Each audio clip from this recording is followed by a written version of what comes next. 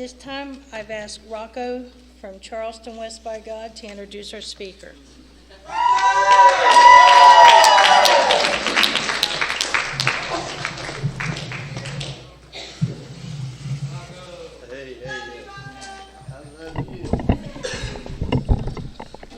I'm an addict named Rocco. Real grateful to be clean, be alive, and be a part of this fellowship. Michelle asked me yesterday if I would introduce her, and I always feel it's an honor and privilege when we get to introduce someone because that means they're part of our life. Give you a little history on Michelle. I met her at the last convention, and I must say I was quite intrigued by her. I'm an old country boy, and to hear that accent and everything, I thought, damn, you know? But, you know, I found through communication, Michelle and I have talked quite a bit on the phone and emailed back and forth that she's from Cincinnati, and I live in Charleston West by God, Virginia. That, you know, I found that, you know, when we reach out and meet people, I saw the diversity of this fellowship with her. She has what I call West Coast recovery, which is a little different. And I've been able to talk some stats, but what I found about Michelle is that she's loving, kind, and giving. And that's what she learned here in the Fellowship of Narcotics Anonymous. So I feel a privilege to introduce Michelle as her speaker.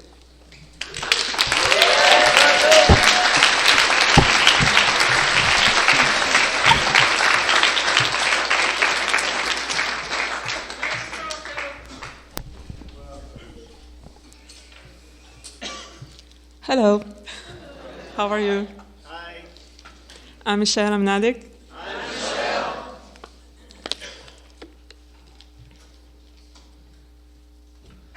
How are you doing this morning? Great. So I told Rocco I'm not a morning person. I'm completely unawake. So I'm not responsible to anything I'm going to say.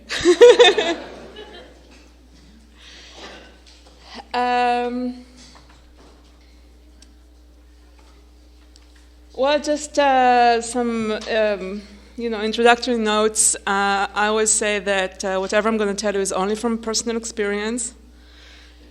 I'm here to tell the truth, and I'm here to tell what I personally been through in my recovery, and this is, I think, one of the challenges of trying to do that. Because we have to transfer the theory into practice, and also we have to transfer it to every individual in a different way. We're from different places, and also we're from different points in every different person is a different point in their recovery. So it's very challenging to come up with something that will apply to everybody. But I will speak only from personal experience. And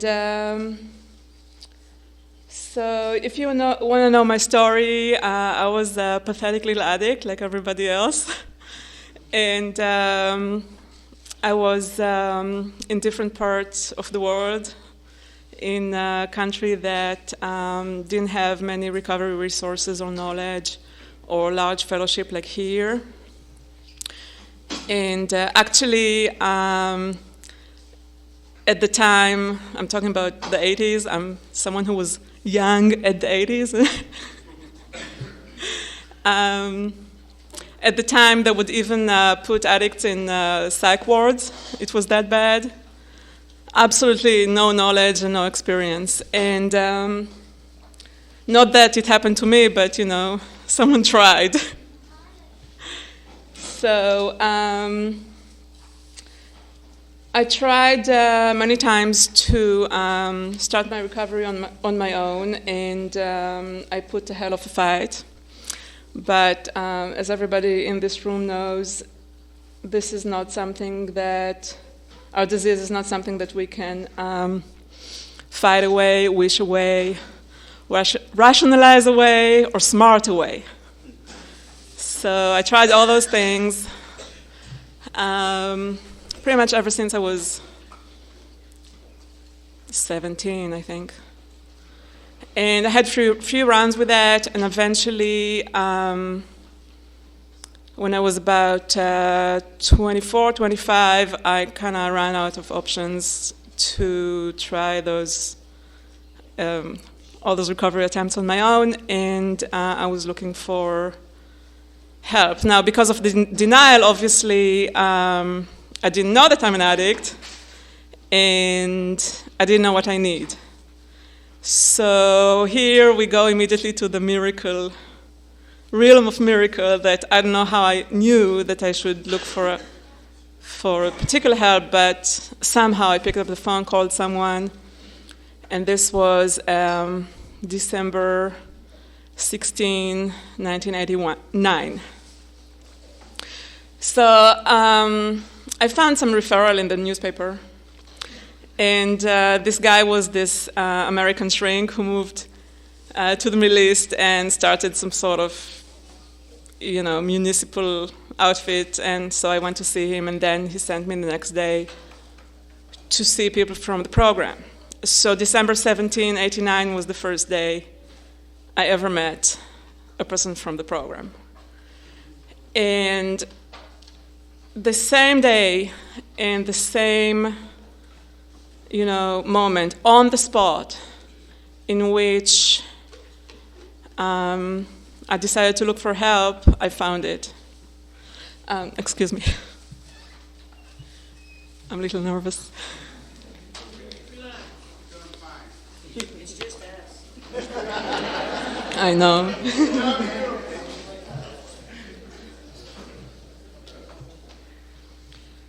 So, on the spot, the moment that I had the minimal willingness to do something else for myself, I managed to meet someone who was the answer to what I needed. So this is how the story goes. So I drove my little car to meet these people from the program, and I met this guy who started this rehab, and this guy was like sitting like here, and I was sitting like here, and he was talking to me, like I didn't understand anything he was saying, but I know what I felt, and I felt that, I'm not really into him, and he's kind of trying to impress me and whatever. Or he wants money from me, which was also not an option because I didn't have any. So he told me, I'll sell your car. I said, yeah, right. So I was talking to this guy, but then I looked out the window, and I will never forget that. And this is, as I'm saying, on the spot, on the day, on the moment that I was looking for help, I found it. I was looking out the window, and then I saw another person. And, it's like one of those moments in life that you never forget, that, you remember when you were going to die, right? And so it's like this camera zooming on this person. And the thing that was kind of grabbed my attention about this guy outside, I saw outside the window, was that, first of all, he looked extremely strange. So this was kind of attention-getting factor. Very tall, very thin, with the strangest haircut you ever seen. It was like something that he did on his own, like someone who's cutting his beard like on his own. And his hair on his head, like he cut it, like he put a plant pot on his, and cut it, like really ridiculous haircut. And he was wearing those clothes from Salvation Army. He looked like crap. So I didn't know why I was so magnetized on this person, and he was old, he had gray hair. And, I was, sorry. I mean, he wasn't young, he wasn't trendy, he wasn't in the in crowd, like I was, allegedly. I mean, he had really nothing to do with me and my generation and the realm that, I came from. And yet, this person, totally So, first of all, it was the way he looked. Secondly, it was his body language, because I couldn't hear what he was talking about. But he was talking to another person, and he was kind of leaning. They were looking at some papers, and he was kind of leaning, trying to explain to him. And something, this whole body language of someone who's really trying to help someone. I have never seen something like that before. It was like he's getting out of his skin, trying to help the person next to him. Now, again, I didn't know anything about addiction. I didn't know anything about the program. I didn't know anything about recovery, It wasn't even my clean date. My clean date was December 29. But I could sense, someone who cares, someone who is in a giving state, someone who cares about somebody else. And apparently I'd never seen something like that before. It was so intense. So this was my first impression of this person, who eventually became my sponsor or my best friend in the coming years, and with whom I spent my early recovery. So December 28, I went to my first meeting, and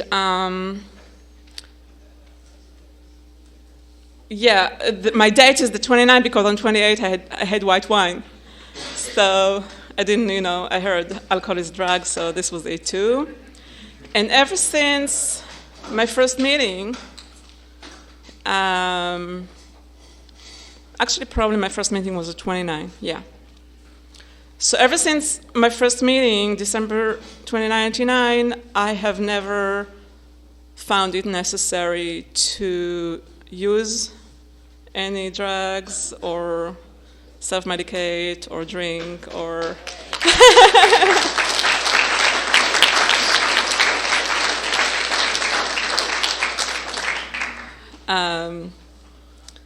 harm myself in this way or many other ways. And so whatever I say, you can take with a grain of salt, but this is a fact, that the program works. And then, on top of that, maybe something that I say can help someone. So my early recovery was very difficult, and I'm sure that people who are sitting here today who are in their early recovery. I consider early recovery the first 2 or 3 years. It depends, it varies. But the early recovery period is extremely difficult because you have to grasp things that are completely foreign to our way of thinking, that are the way we thought our whole life. And you have to open yourself to, learning the program in your own way. My situation, let alone it's difficult, it was difficult because I didn't have many resources, I didn't have many meetings, I didn't have a lot of literature, I didn't have strong support system. But, people all over the world live in small places with poor resources, and we're talking about pre-internet, so I couldn't even, get online help. And it was that long time ago. People all over the world living in small places and have to make it somehow from the literature, or, it's enough to find one person that you can talk to. And I was lucky. So I became friends with this guy. And, he was 25 years older than me. And I don't even know which language we were talking because, he didn't speak much of any language, actually. I think we spoke kind of some sort of English and telepathy. Non-verbal communication. And from him, I learned everything I needed to learn at the time about the spiritual aspect of the program. And since it's so foreign to the addict mind to get into this and to incorporate spirituality in your life, there isn't really a way to learn it from books or lecture or teacher or something like that. It's like something that you really have to do. I had to do it. And the way I did it is that, I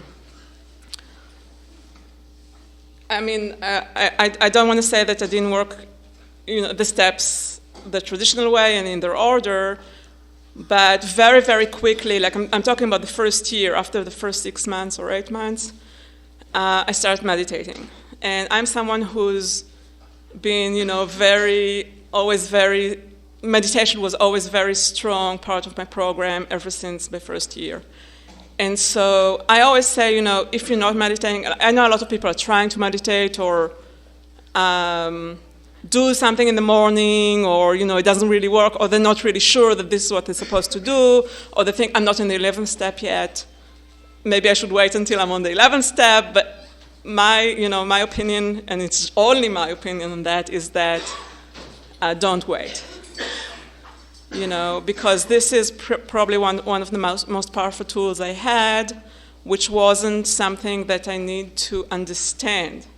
It was something that I just had to do that changed my life. And I also kind of stumbled on it, I started to go to the rooms and everybody were new and, it was crazy and everybody were coming for the social club and hitting on each other and same old in every country.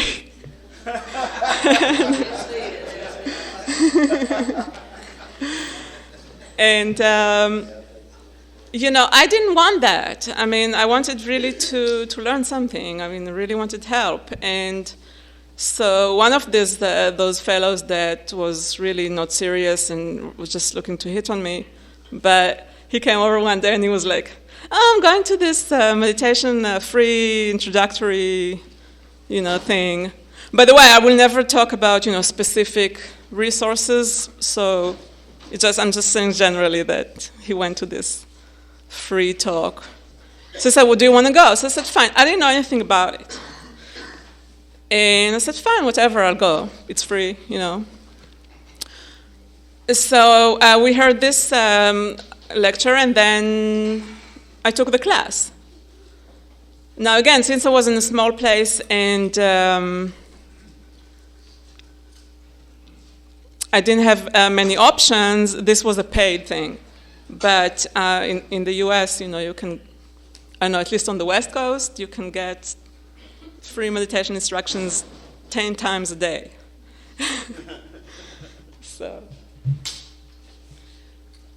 So I took this class, and when I had about 9 months in recovery, I started meditating every day, 20 minutes in the morning, and ever since I'm doing that. And I think more than anything else that I did, step work, therapy, counseling, mentors, reading, meetings, from everything that I did, this was really probably the most pivotal and transforming thing that I ever did, starting to do that. And obviously I started to be a more relaxed person. Nowadays, people who live with me know that they might as well let me do that, otherwise I can be a menace. And yeah, still. And around that, I started to build a morning routine that I started to have 24 hours, living the program on 24 hours basis units. And I'm talking from perspective of someone who didn't have much chance to go to meetings. I know that maybe when you have more options, you could go to meetings every day and you can have your, immerse yourself in meetings and have your first year pass this way.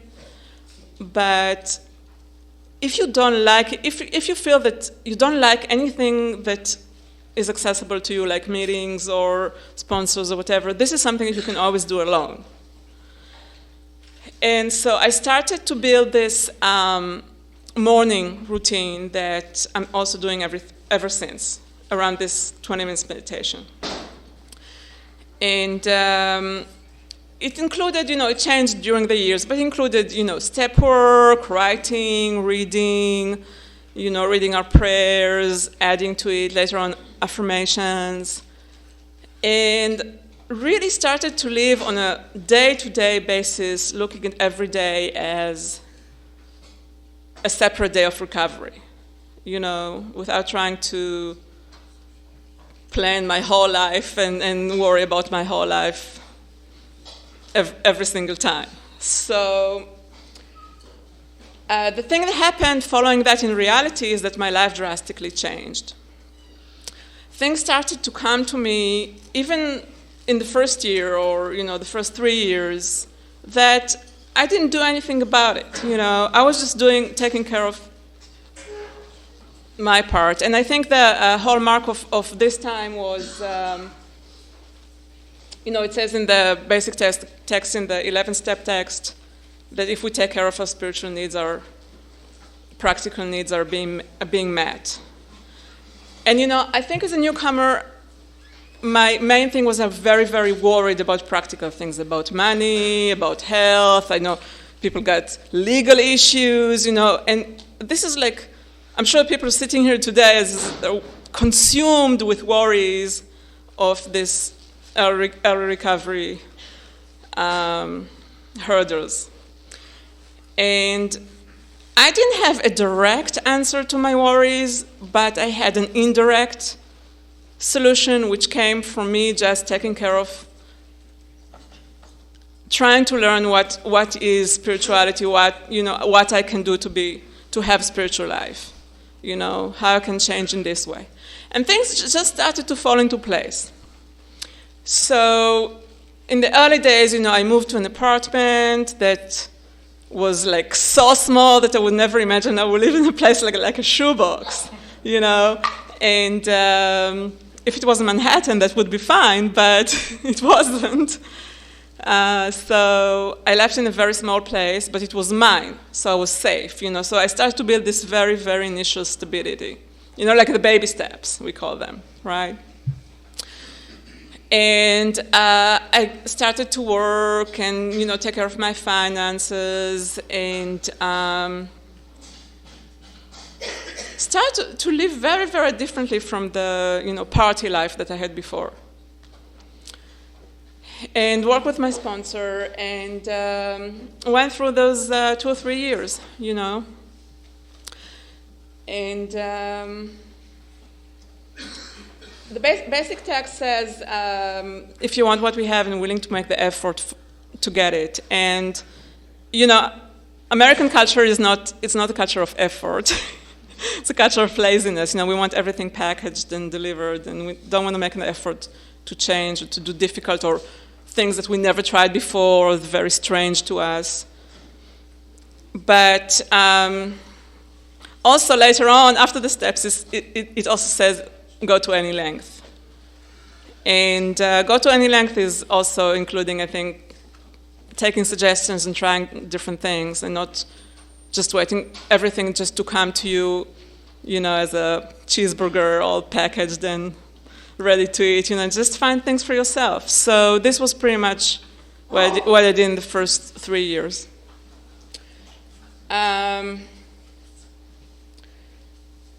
After I went through this very initial kind of stabilizing and getting familiar with what my program is going to be like a little bit, it was time to move on. Now, in this juncture, I had to separate from my first sponsor. And the thing is, it's kind of sad, but I think that sponsors kind of, we kind of outgrow them.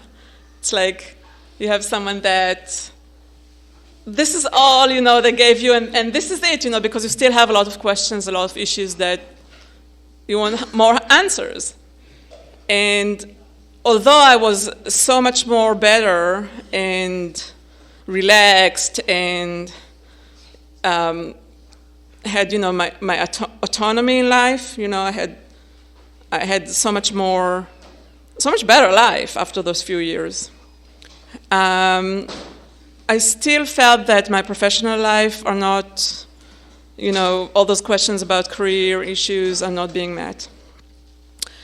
And, this is a juncture that also I think people have to decide if they want to cross. Because once you discover how to incorporate spirituality, how to live on the third step, you can stay there for the rest of your life, and just take care of your problems this way, just turn your problems away and they will be solved. But I felt that this is kind of a little bit too slow for me. I was still young, I still had a lot of energy, and I did want, to do more professionally, and I wanted to move on. And so I had to find people who had even greater knowledge, and I did. And also I kind of stumbled on them. I didn't really know what I was looking for, but this time around I found someone who was my counselor who was not in the program, and I totally support that.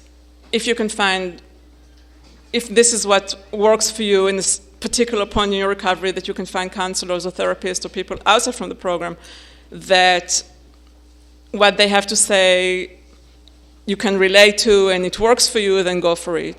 Just find your own way. And this time around, I started to look into more the psychological aspects of recovery. And here is the big self-esteem issue. And before that, again, I didn't know anything about self-esteem. I didn't know what it means. I read about it, but I didn't experience it. So this time around, I started to get a lot of information about how the low self-esteem works into all our relationships and interaction in life, in work, in personal things, how, I go to a job interview and it's there, it's lying there underneath. And although people can't see it, but I work from this point of low self-esteem, and then how to raise it. And this is a lot of work. And so I started to incorporate this work into my morning program. So my morning program started to have a spiritual aspect and self-esteem aspect. So the way I deal with it is that I started to read affirmations. And there are affirmations that are built in, that we have them in the program, that we hand it to one each other. And there are affirmations that you can write about yourself. So I started this practice that I write affirmations that were positive things that people told me, or positive things about myself that I think, or positive things that came to me from different. And I just have to read it every single day. Because I think our disease is not just a disease of addiction, or stress, or demoralization, or confusion. It's also a disease of low self-esteem. And, I don't know anyone in recovery who doesn't have to deal with that. And so I started to get deeper into this, and this is something I still have to work on every day. And, sometimes I get it, sometimes I don't, because it's a matter of how I feel about it. It's not a matter of, what I know about it. It's a feeling that I have to build every single day. So this is what I did, maybe in my mid-recovery. I'm talking about 5 years, give and take.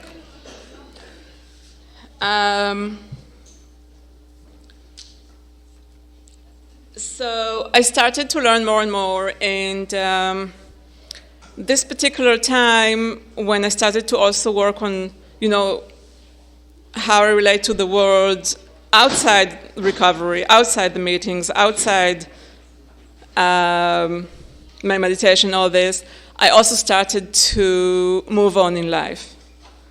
So my recovery did move on. So, I went to school, I finished my degree, I did all sorts of jobs, and I managed to get to school in Europe, and I was there for about 2 years, which was really one of the best times in my recovery, around, 5-6 years.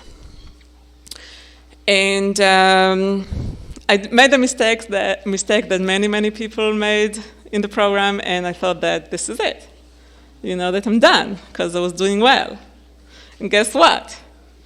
I wasn't. So around this time, I started to do really badly, because I lost contact with my sponsor, The meetings where I lived were worthless to begin with, excuse me. I lost contact with my therapist and I couldn't find anyone else. And the only thing that really managed to pull me out of this horrible time that I had, although, I never relapsed, but I had a really, really bad time around 6-7 years, was that I came to the US. So I've been here for about 10 years, this wonderful country, and it's like, if you have spirituality in your life, I think you will always be saved. It doesn't matter what kind of wall you're running into, what kind of pit you're falling into. You just have to remember about it, and that's fine. You don't even have to believe it. You just have to remember that it's real. So I was rescued one more time and moved to the West Coast. And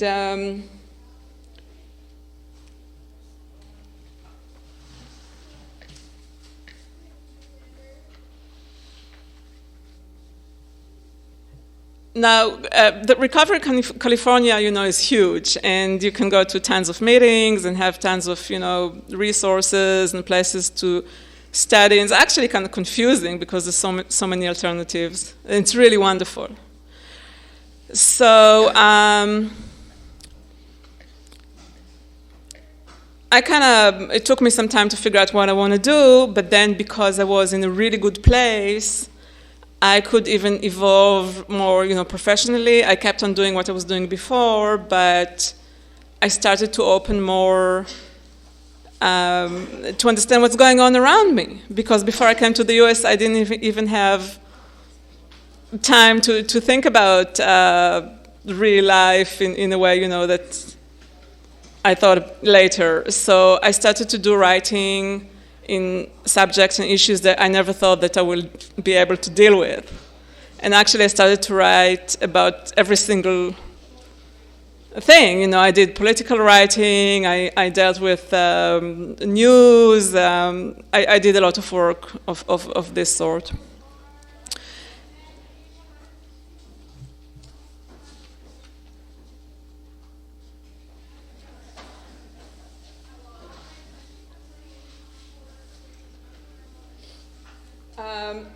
Now, the thing that I found out in the West Coast is that although, it's so wonderful and people have so many options and so many, different influences that they can be exposed to, when it comes to us, we're still stuck many times, You still have, you go to meetings and the fellowship is not evolving in many places. You have people who kind of reach a certain place and they just, they want to be very dominating, but they're just stuck in their own recovery. And I saw this every single place I've been, in the world. That you always have those who want to take over, those who want to lead, quote unquote lead, but they don't have anything to give, they just want to feed their ego or whatever. So I didn't like that, and I didn't like this in any place I lived. So this is kind of was a put off for me. And I think, my participation is really kind of trying to be away from this atmosphere that we have everywhere. So, I'm sometimes I'm speaking, or sometimes I would, talk to people one-on-one. But my involvement with this kind of, this is really pissing me off. So there's a lot of that on the West Coast.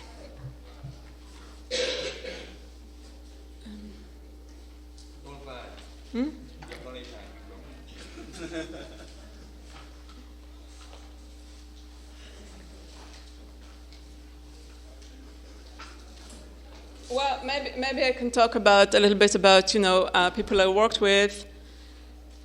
So, as I said before, there's a major challenge with, I think, with transferring the theory into practice, because it's very, very strange for an addict who never thought about those ideas and practices that incorporate in the steps to transform and actually do all this hard work.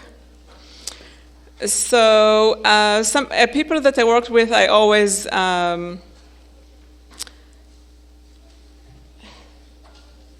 I'm sorry, I'm really distracted.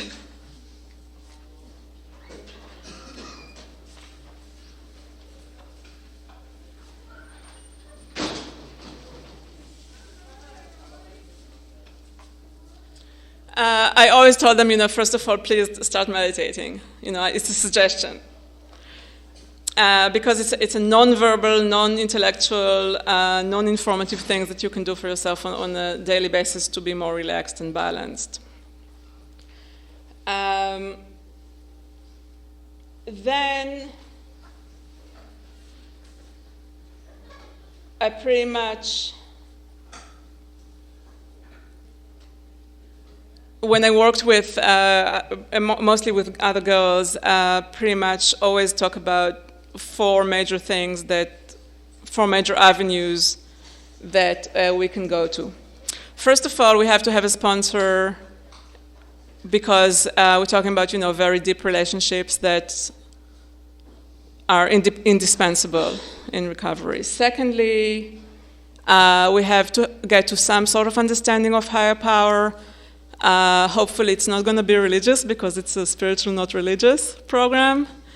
And if I had a bug for every single meeting I've been to that someone was trying to shove some evangelical theory down my throat, or for every meeting I left. So to come to some sort of understanding of their own concepts of higher power. What does it mean to them? We never thought about it before. So how do we do that? Read, talk, think about it. Go somewhere and think about it. What does it mean to you? Come back, talk with your sponsor about it. The third thing is reading, literature. We have our own literature, and we have literature that is outside our formal literature. And I always recommend, read everything you can lay your hands on, because there's so much that you can just go and stumble on things that will make a difference for you.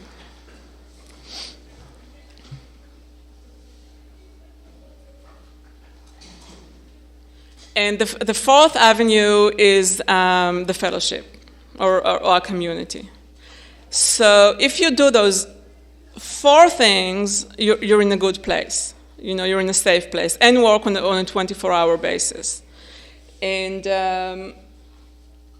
again, I think a lot of people just do one of those things, like just going to our community, just going to our fellowship. This is not enough. Just going to meetings, this is not enough, because if you're not doing any work on your own, you just stay where you are. It doesn't matter how many meetings you're going to go to. So you have to do some work on your own. On the other hand, if you're going to be just alone, then you can also get very isolated and stuck in all sorts of problems. If you're getting just alone with your sponsor, you can get just stuck also with being over-dependent on your sponsor, or think that this one person is like the entire universe of knowledge. Well, you know what? No one is that great. No one that I know, alive nowadays is that great. But and also, if you just rely on text and literature, it's not enough, because we have to practice things that are not written, that are experiential. So, but if you do all those four things, then you should be safe. Now, again, I'm not saying that I'm not doing traditional step work with, we have step working guide, and it's fantastic, because in the step working guide, you're safe. You just do it, just answer the question. and you're in the process. So this is a little bit about the work. I think that recovery is a lot of work. I would never imagine that I would have to have such, huge part of my life invested in that. I think that if I would invest the same amount of time and energy into, work issues or school, I would be far and away. But I have no choice. I have to take care of myself. So personally, I put a lot of work into my recovery all those years, and I'm always looking for new resources, new people I can learn from in any given time. And I got to do a lot of things, like Cooper said yesterday. I don't see him here. Here he is. He said that he had more action when he was in recovery than before, and I had more fun and did more traveling and partying and did interesting things in my recovery because I had the energy and the health and the possibility to do that. So I've been everywhere and got to meet a lot of people in recovery, and this is always great. So, I don't know. As I said before, and I'm not really up yet. I'm not You got 19?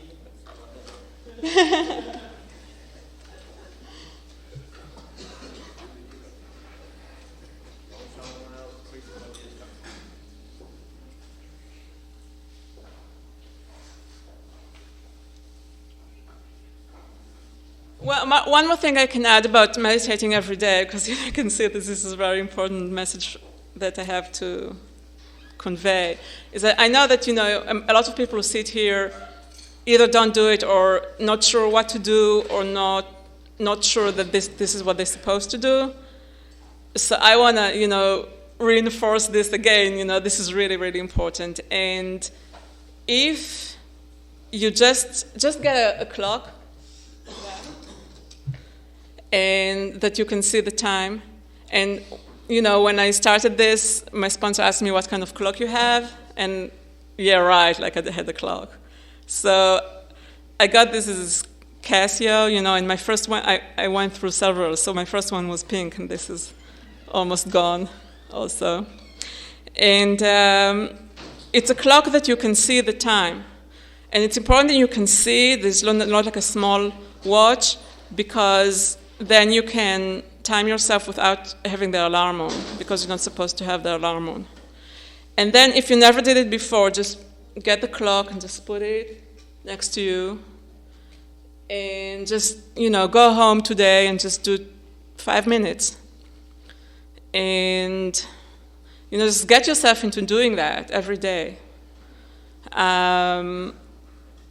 Just do 5 minutes, just let go of your thoughts and then divert your attention to your breathing. And if you have a lot of stress in your life and a lot going on, a lot of issues, a lot of problems that you have to deal with, probably your thoughts will be more intense and will come more at you. But that's fine, don't worry about it, just, let go of your thoughts. And this is it, you're doing fine, don't worry about it.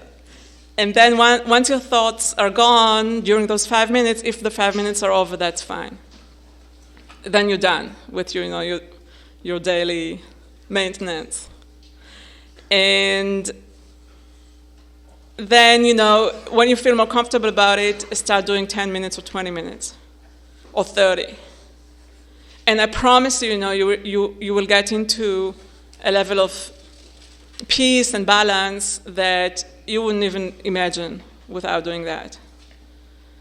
And it will, feed your entire recovery and the rest of the stuff that you do for your recovery. In the spiritual literature, they call it meditation and post-meditation. So when you meditate, you're in meditation. In post-meditation, it's everything that you do after you meditate. So you always either meditate or in post-meditation.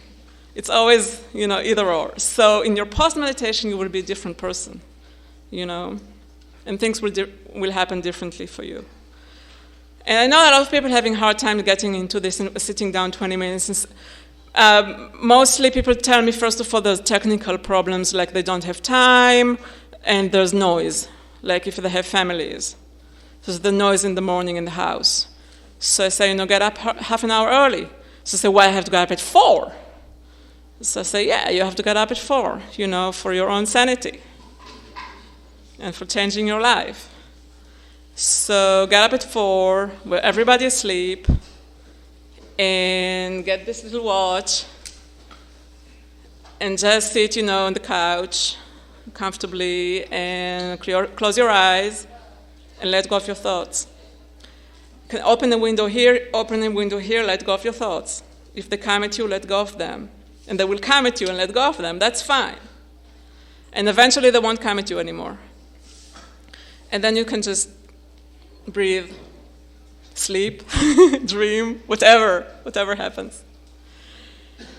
And then also people tell me that they have problems, that they worried that they can't stop the thoughts. This is also one of the major problems that people are scared of, that they don't know how to meditate.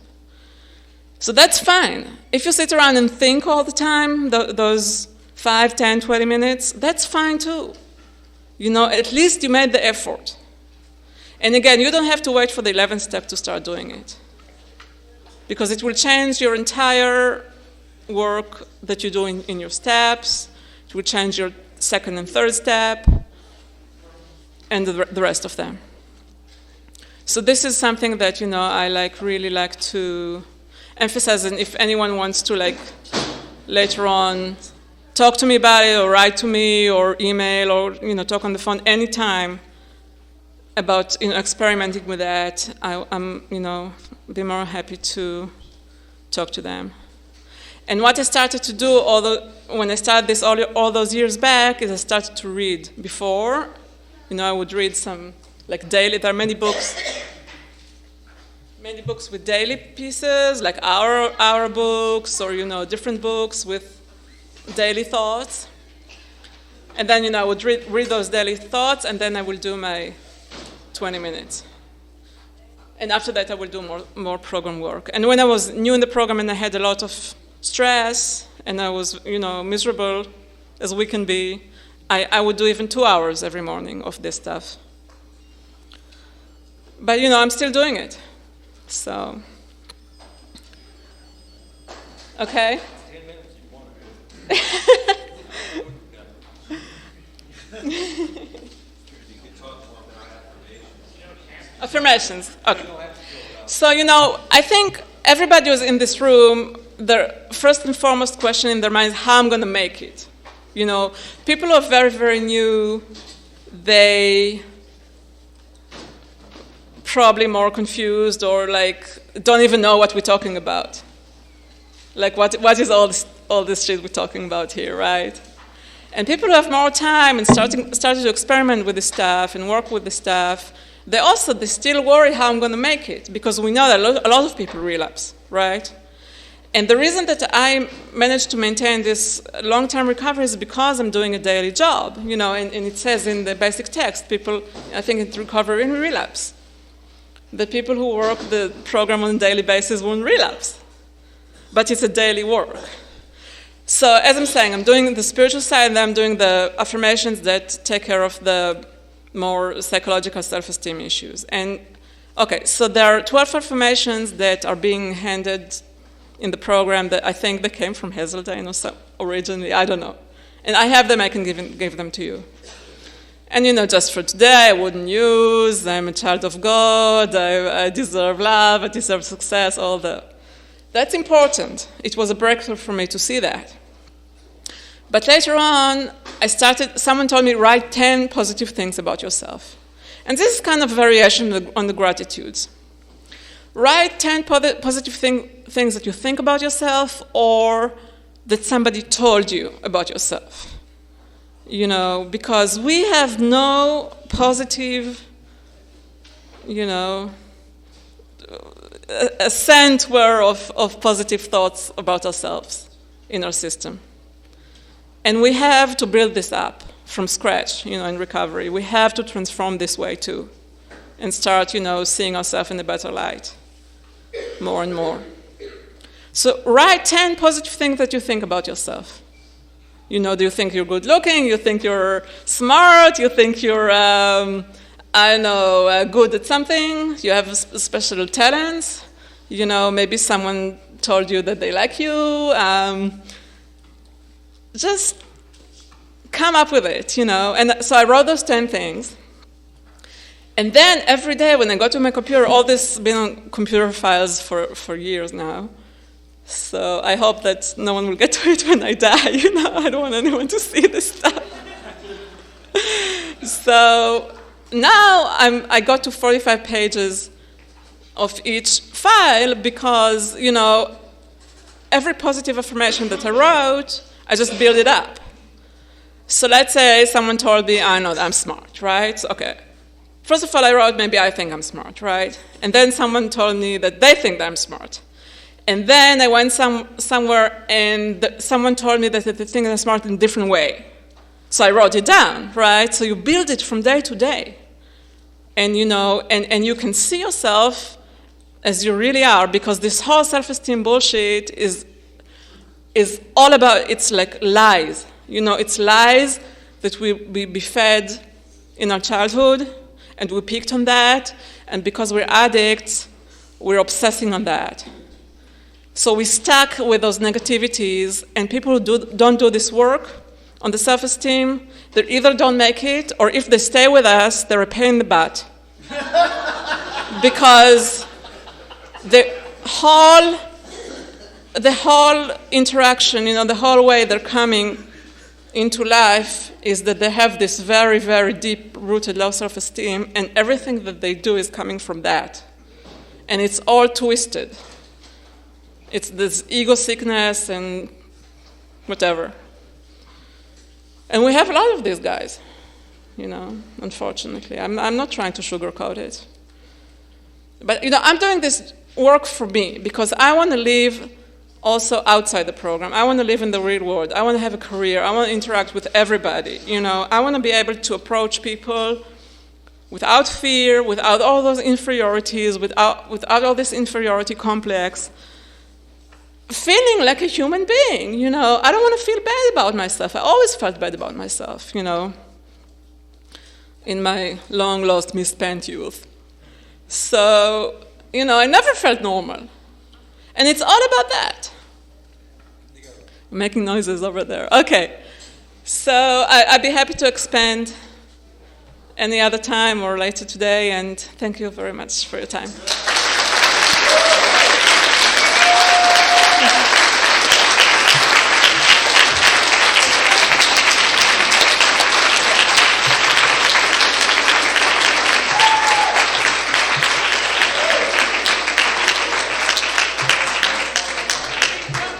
Okay, got a couple announcements. There are some lunch tickets available. See registration. Thank you, honey. And photos, you can go to merchandise and order them there. Is there any other announcements? Please check the lost and found box, you guys, because we have found stuff. We'll close with somebody's keys. Oh, including keys. We have keys. We'll close the meeting with a group hug and a prayer. I'm not going home.